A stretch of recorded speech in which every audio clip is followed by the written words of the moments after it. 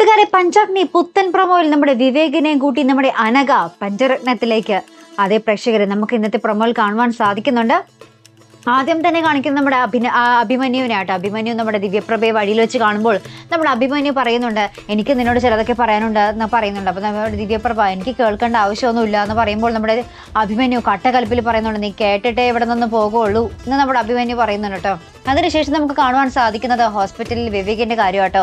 അപ്പോൾ ആ ഒരു ഡോക്ടർ എന്തൊക്കെയോ കൊടും ചതി പ്ലാൻ ചെയ്യുന്നതായി നമുക്ക് മനസ്സിലായിരുന്നല്ലോ. ആ ചതി വേറൊന്നുമല്ല, നമ്മുടെ വിവേകിന്റെ കൈ ഓപ്പറേഷൻ നടന്ന കയ്യിൽ എന്തൊക്കെയോ മരുന്ന് മാറ്റി കൊടുത്തിട്ട് ഇന്റേണൽ ഇൻഫെക്ഷൻ ആക്കാനാണ് നമ്മുടെ ഡോക്ടറുടെ ഉദ്ദേശം കേട്ടോ. അപ്പോൾ അത് ആ ഒരു നേഴ്സ്, ഇത് നമ്മുടെ ഡോക്ടറിന്റെ പ്ലാനൊക്കെ ഒരു നേഴ്സ് കേൾക്കുന്നുണ്ട്. ആ നേഴ്സ് നമ്മുടെ അനഘയോട് വന്ന് പറയുകയും അനഘ ശേഷം നമ്മുടെ വിവേകിനെയും കൂട്ടി എത്രയും വേഗം നമ്മുടെ എന്താ പറയുക പഞ്ചരത്നത്തിലേക്ക് പോകുന്നൊരു രംഗമായിട്ട് നമുക്ക് കാണുവാൻ സാധിക്കുന്നത്. അപ്പോൾ വിവേകിനെ ഇങ്ങനെ കൈപിടിച്ച് കൊണ്ടുപോകുന്ന നമ്മുടെ ആകാശ് ഹോസ്പിറ്റലിൽ വെച്ച് കാണുന്നുണ്ട് കേട്ടോ.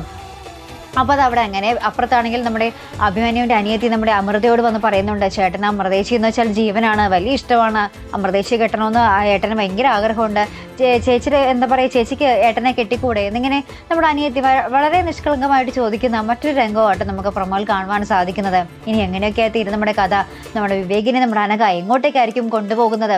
പഞ്ചരത്നത്തിലേക്ക് കൊണ്ടുവന്ന് ശുശ്രൂഷിക്കാനായിരിക്കുമോ നമ്മുടെ അനഘയുടെ പ്ലാൻ, അല്ലെങ്കിൽ വേറെ ഏതെങ്കിലും ഹോസ്പിറ്റലിലേക്ക് എത്തിക്കാനായിരിക്കും ചിലപ്പോൾ അനഘയുടെ ഉദ്ദേശമായിട്ട്? എന്തായാലും നമുക്ക് കാത്തിരുന്ന് കാണാം.